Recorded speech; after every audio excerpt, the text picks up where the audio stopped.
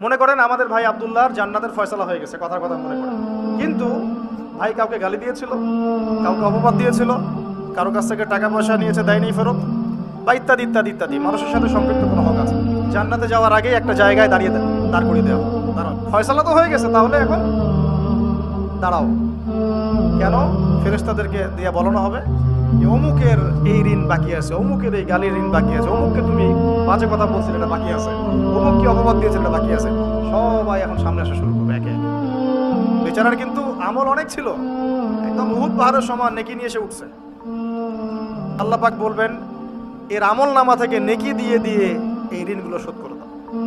ওই ব্যক্তির আমল নামা থেকে নেকি দেওয়া হবে, যাকে গালি দিয়েছে ওকে, যার গীবত করেছে ওকে, যাকে তহমত দিয়েছে ওকে, যাকে অপবাদ দিয়েছে সবাইকে নেকি দেওয়া হবে।